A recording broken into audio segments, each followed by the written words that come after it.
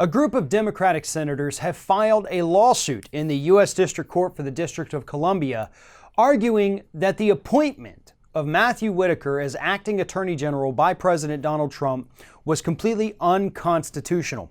Their argument says that Whitaker's appointment violates the Constitution's Appointments Clause because the U.S. Senate never confirmed Whitaker to any post. So, this means that had Whitaker previously gone through any kind of Senate hearings, Senate confirmations, any kind of vote whatsoever, this wouldn't be an issue of him temporarily taking over as Attorney General. Since he did not go through those processes and was never interrogated by the Senate, never answered questions, never had to be held accountable for anything, his appointment to a confirmed position is unconstitutional according to this Constitution's Appointments Clause. That's what they're arguing in the lawsuit.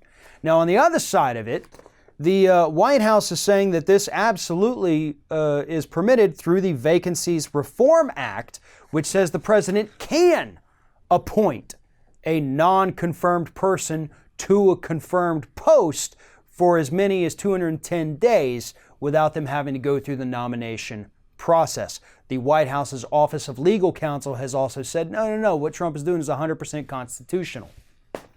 Now, before we get into the problems with Whitaker, let's focus on the legality of this for just a minute.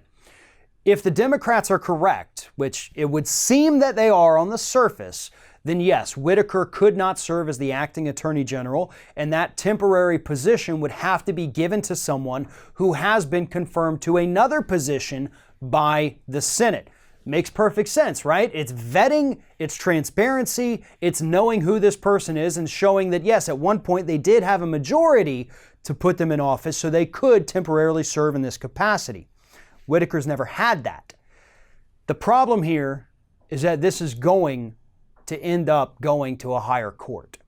And whatever that court decides is forever going to change the way things work in Washington, D.C.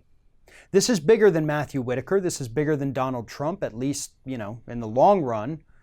But what this would mean if a judge rules with the Trump administration is that any idiot off the street, quite literally, could be appointed as an acting Attorney General. They could be appointed as any agency head without ever having to sit in front of the Senate, and they could sit there for at least 210 days. That is a major threat to our democracy. That is a major threat to the Republic of the United States and the way the government functions. Now back to Whitaker.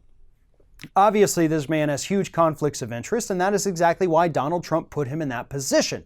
This is a guy who already laid out in an op-ed over a year ago how he would get rid of Robert Mueller by essentially defunding the investigation, then watching it all unravel.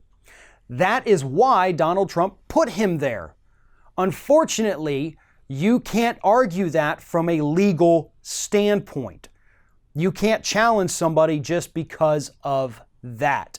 That's unfortunate because we know that's why it happened, but that's why the Democrats have to go this alternate route using this obscure clause in the Constitution to hopefully force Whitaker out before he's ever able to do anything drastic in terms of this investigation.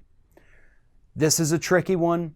It's one that's going to be appealed. And again, this is a court case, like so many others, that is going to have a dramatic effect on the future of this country.